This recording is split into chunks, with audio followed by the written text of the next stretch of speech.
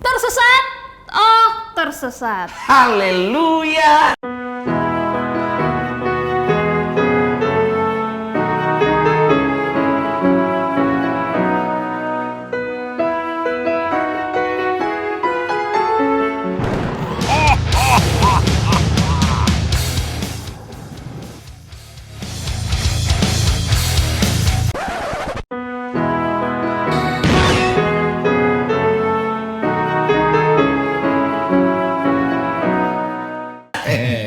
Ngomong tersesat sambil senyum tuh kayak lega banget ya. Iya.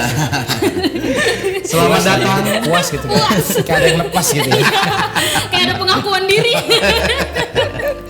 Selamat datang di hari Minggu yang ceria ini. Kenapa saya bilang hari Minggu? Supaya admin tidak upload hari Senin. Banyak yang protes soalnya. Iya, benar. Oke, seperti biasa ya. Kita kalau udah ngumpul-ngumpul hari Minggu kayak gini, berarti kita mau gibain orang. Ada minum-minumnya lagi ya. Iya, ada minum-minumnya. Gibahin orang gondrong. Oke, langsung aja ya. Kita kepada jawab pertanyaan netizen. Pertanyaan. Mau diminum dulu mungkin? Oh iya. Karena ada pertanyaan tuh bilang di YouTube aku lihat, kenapa nggak pernah diminum? Apakah ini haram dan lain-lain kayak gitu? Saya akan buka itu fitnah pertanyaannya. sih. Tapi saya lupa di mana pertanyaannya tadi. Banyak sih yang nanya kayak gitu. Nih, gua kasih tahu nih, ya. Lu semua pada nanya. Mewakili deh satu orang siapa tuh? Mewakili nih. Tersesat, tersesat. Namanya siapa tuh, Bang? Namanya, bentar ya. Ya, udahlah, lupa lagi gua. Wah, nggak ada. Tapi pokoknya ini tuh aman. Cuman kenapa nggak kita minum? Ya karena kita syutingnya langsung banyak episode. Properti nggak boleh langsung habis. Kan biasa kalau makan bareng ya, lauknya satu nggak ada yang berani Iya, korek ya. orang Indonesia kan gitu. Nggak ada yang berani. Tapi ini aman. Kecuali dia. Iya. Asik, Jay. Bang, masih ada 3 episode, Bang. Jangan mabuk dulu, Bang. Gua tahu sekarang kenapa pendeta kalau perjamuan anggur pendeta paling banyak. Biar lancar. Iya. Apalagi 5 ibadah ya. Ibadah terakhir paling lancar. Ternyata pendeta butuh doping ya. Nggak, maksudnya doping anggur. Iya. Oke.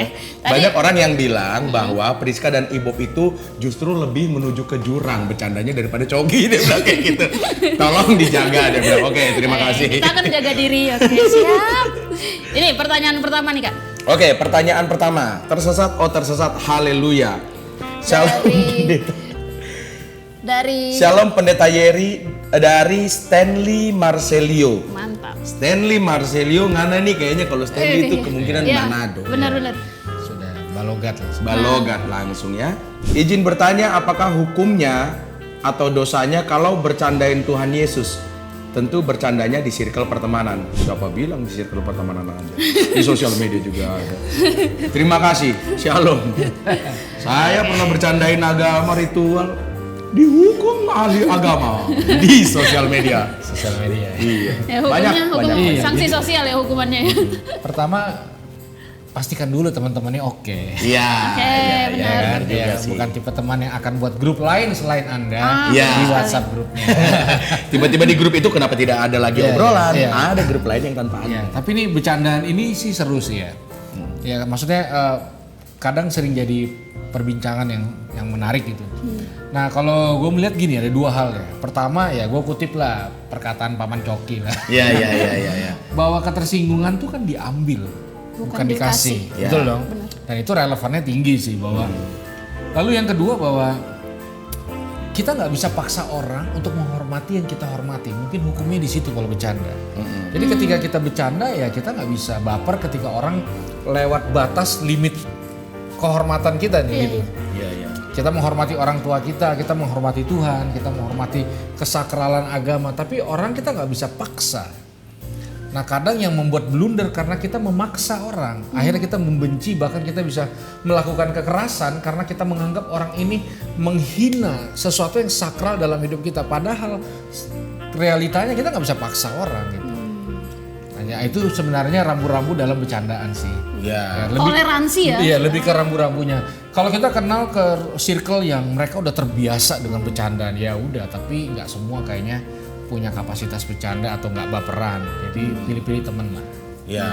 Biasanya orang yang bercanda yang bisa lebih luas, mungkin dia lebih secure. Iya, iya. Ya, jadi bisa bercanda lebih oke. Ya.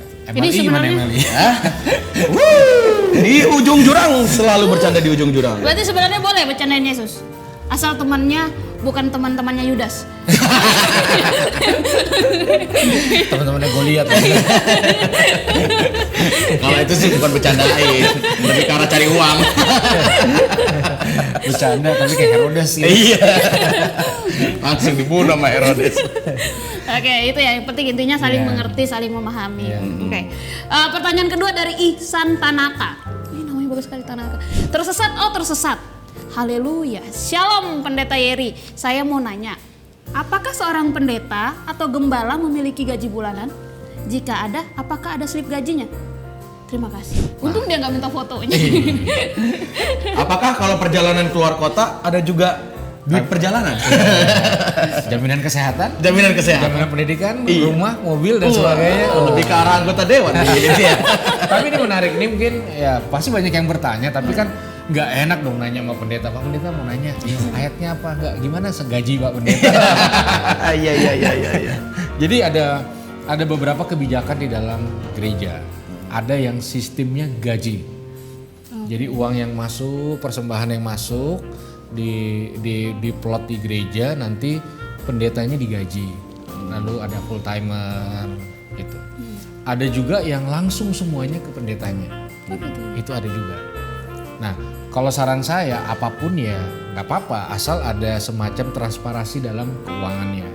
Artinya sebenarnya harus berani diaudit juga, harus berani transparan juga, termasuk pengeluaran-pengeluaran juga, karena keuangan itu menjadi sangat penting di dalam perjalanan iman. Gitu. Kalau kita nggak sungguh-sungguh dalam area keuangan, kita akan sulit punya integritas di area yang lain.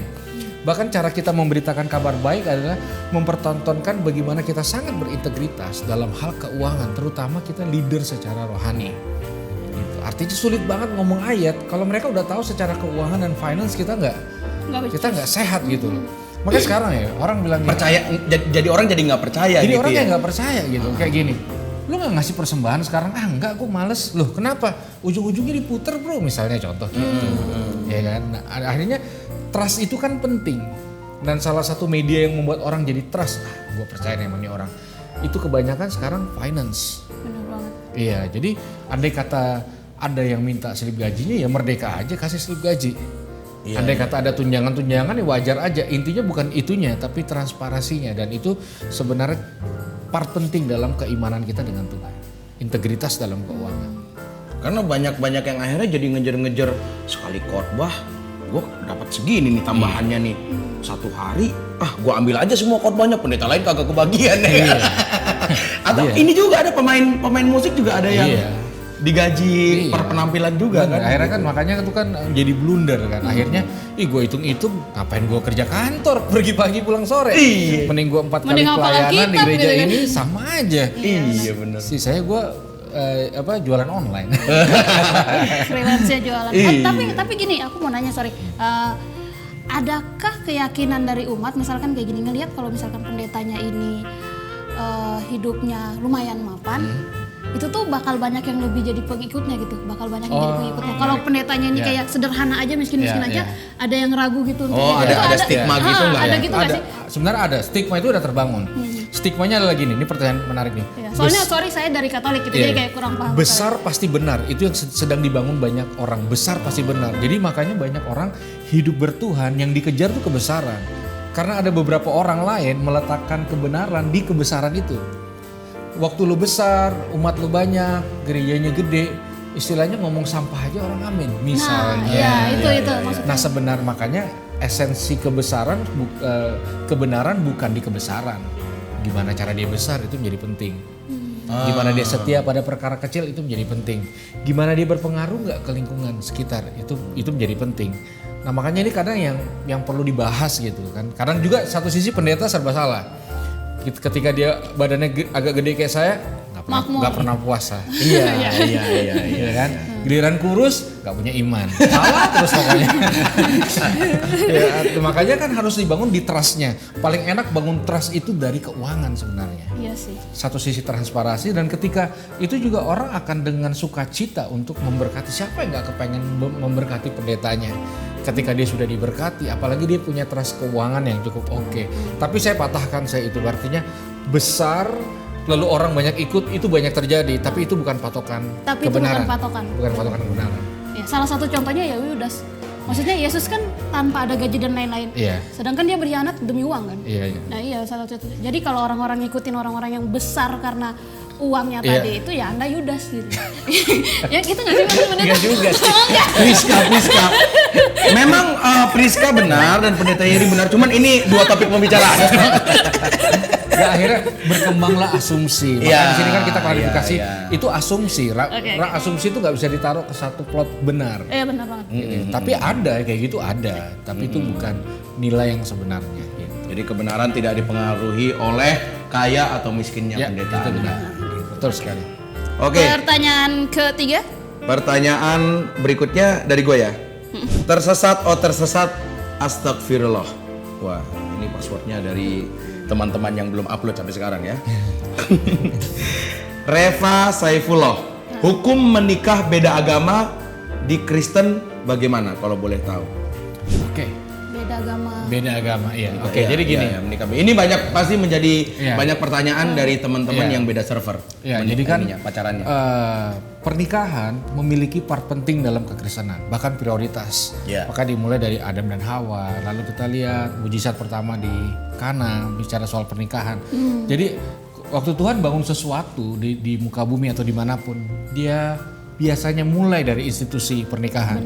Kan sebelum ada gereja, sebelum ada sekolah, DPR apa semua, keluarga tuh representatifnya Tuhan.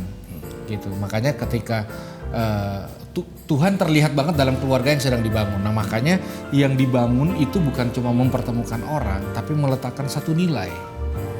Nah di dalam nilai itulah yang menjadi sebuah kesamaan.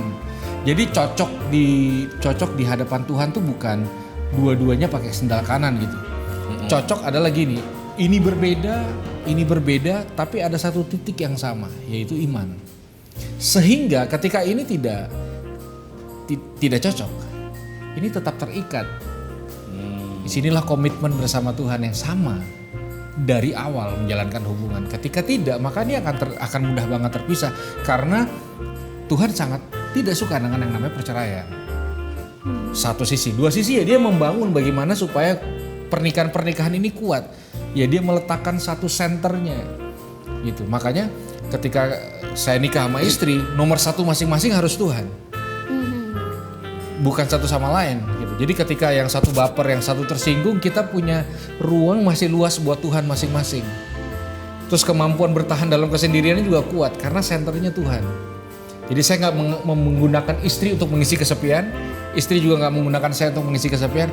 Masalah kesepian diisi sama Tuhan, fix. Oh jadi tidak bergantung, kan biasanya suka kayak gitu tuh, Oh, iya. mengandalkan kau mengisi Iya. hidupku, aku mengisi. Nah itu kan kesalahan sebenarnya kayak gini, orang ngegombal ya receh lah. Dia tuh matahari saya, gitu kan? Iya. Nah sekarang kalau dia matahari kamu, dia nggak ada, gelap gulita hidup lu.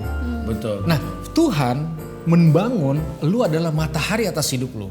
Supaya apa? Supaya jangan ada satu orang pun yang jadi matahari dalam hidup lu.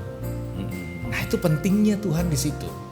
Makanya kayak satu kali ada orang nanya nih, jadi ya gak panjang ya nggak Iya, apa-apa. nggak Bang lu udah nikah belum? Udah. Lu bahagia nggak? Lu kan nanya yang bahagia. Iya. Apa urusannya lu nanya bahagia? Terus akhirnya gue jawab gini, bukan tugas istri gue buat gue bahagia. Kalau gue punya Tuhan, tugas diri gue sendiri. Keren. Istri gue bukan objek bahagia, objek seks, objek ngambilin minum, objek melayani. Kepenuhan hati gue bukan tugas istri. Makanya gue gak setuju kalau orang bilang di balik pria berhasil selalu ada wanita hebat.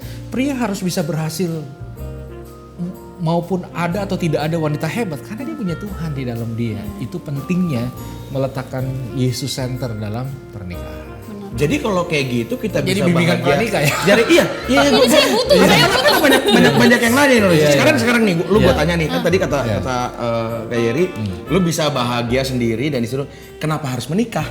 Iya. Nah, itu pertanyaan orang jomblo. Iya, itu kenapa harus menikah? Karena gini, representatif dia ada di penggambaran Adam dan Hawa.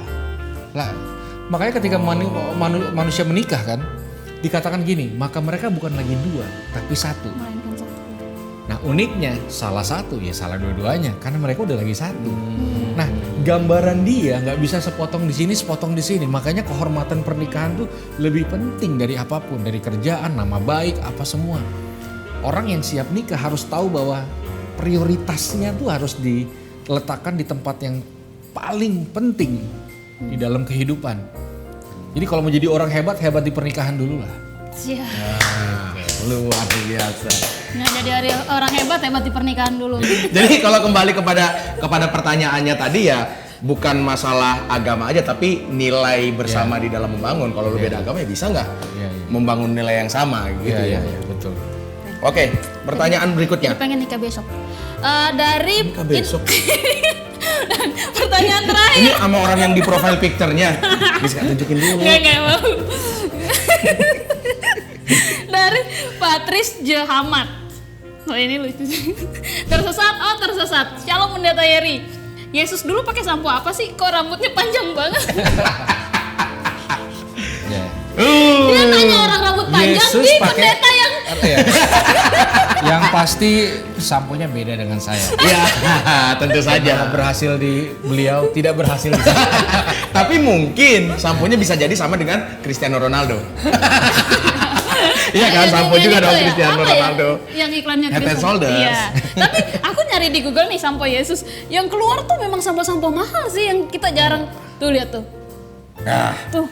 Yesus mah nggak sanggup kali beli itu, kan anak tukang kayu. Tapi udahlah, ngapain juga saya lihat ini. Iya bener.